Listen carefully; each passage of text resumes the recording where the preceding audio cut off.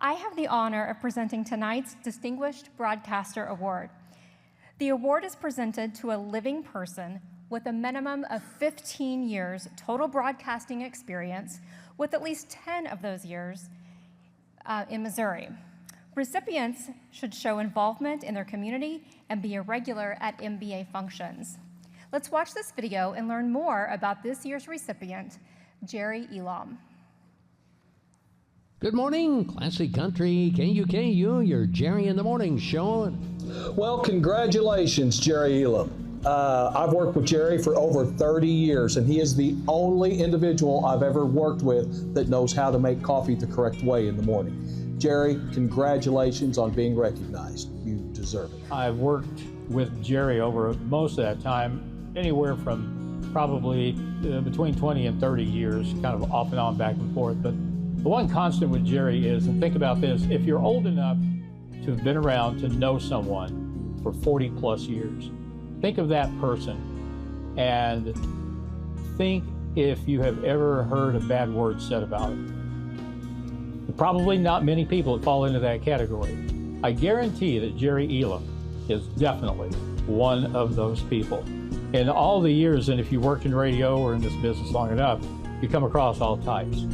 There has never been anyone better that I've met in my life than Gerry Elam. In fact, I have a group of about 3 people where I can tell young people and point at them and say, if you grow up to be just like them, you'll have had a successful life, and I don't care how much money you made or what kind of job you had. But if you turn out to be something like Gerry Elam, you have been an unqualified success. He's made everyone that's worked around him all these years better people. And we are so fortunate to have had Gerry in our life for all these years. You're the best, Gerry Elam. Thank you. We are here to congratulate you on your award as a Distinguished Broadcaster with the Missouri Broadcasters. Congratulations. I can't think of anyone who deserves this award more. And there's lots of things that I think about when I think of all the stories, but the one that comes to mind the most is when I had a customer come to me and say, Gerry can't go on vacation anymore. And I said, well, why can't Gerry go on vacation? And they said, well, every morning he's recommending our products to buy during the hour that we sponsor. And when he goes on vacation and the fill-in comes, my customers don't want to buy what the fill-in recommends. They want to buy what Gerry recommended. So I need for Gerry just to be on the air all year long. So anyway, Gerry, you have quite a following and very loyal following. And once again, congratulations. And oh, by the way, Gerry did get to keep his vacation. Gerry, you were undoubtedly a major part of our business for almost 50 years now. The ultimate professional. I mean, there was no one that we depended on more, and basically a news talk legend, you know, in South Central Missouri, and the Osage Radio Network is very proud to have, you know, had you with us all those years and continue to have you with us. So we want to wish you the best of luck in the future also.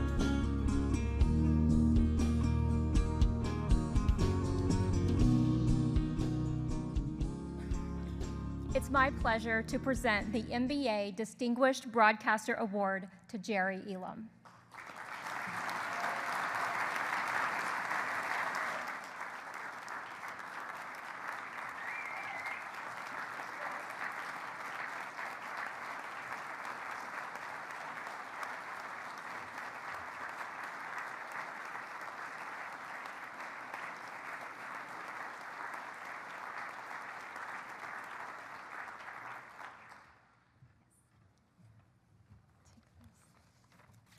Well, first of all, thank you very much, all of you.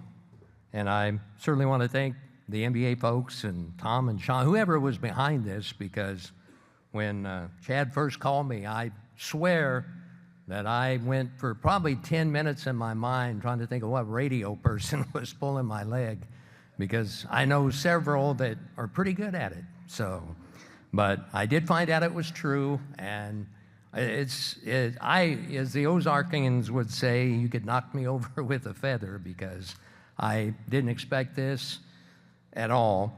I'm sure Mr. Nethery, as Bob Ekman mentioned, is looking down tonight, because I am also a part of his radio tree and learned so much from him and his efforts that he has made to make radio the best that it could be, whether it be in our part of the state or all across the state. I began in radio, well, it became in my mind as a kid. I always wanted to be in radio, and I am so glad that I got in radio because apparently I went to a high school class reunion not too long ago, and I couldn't tell you how many people remembered that I said that I was going to be in radio. So fortunately, I was able to make that happen so I didn't have to live that down at the high school class reunion. But it's something that I always wanted to do and am blessed to have been able to do it for a number of years. The talk show comes to mind because it's kind of the thing in small town radio that you're doing one thing one day, and the next thing they say, hey, the guy that was doing the talk show is gone, and guess who's doing it tomorrow? So you get to do a lot of those sorts of things in small town radio that I might not have been able to have done anywhere else. Over the years, I started as, of course, at part-time, got a job, and took all the hours that I could get. I was groundskeeper Gerry for several years, mowed the yard. We painted the building one time, but anything that I could do to be around radio was great. And of course, it wasn't the money certainly that kept you going, but it was something, as I said, I always wanted to do. It was something that I lived throughout my life, with the local radio, and then at night, the great AM stations that poured in, that you got to hear, the WLSs, the KAAYs, and all of those great stations. I love Top 40 radio, and still enjoy that today. I love all kinds of music. I'm doing classic country now, but I've done about all the formats over the years, but I've enjoyed them all, and what a great group of people to have said such nice things about me.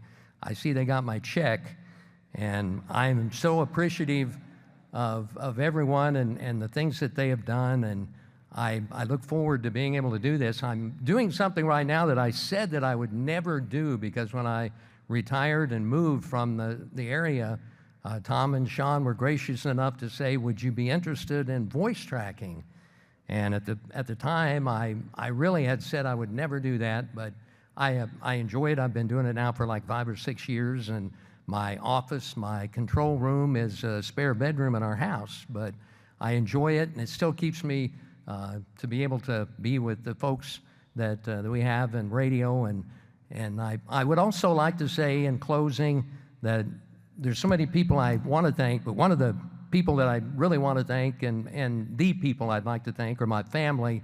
I've got my daughter, my youngest daughter here. Unfortunately, my oldest daughter and some of my grandkids were going to come tonight, but illness kind of took them out of the picture. But I do have my youngest daughter here and my wife, who has been the absolute best.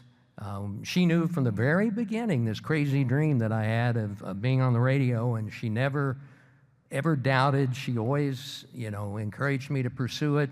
And anybody that is a radio person's spouse or significant other or whatever, you know the sacrifices that you make, because the times that you're gone, the ball games that you cover, basketball, that's 2-3 nights a week, sometimes more than that with the tournaments.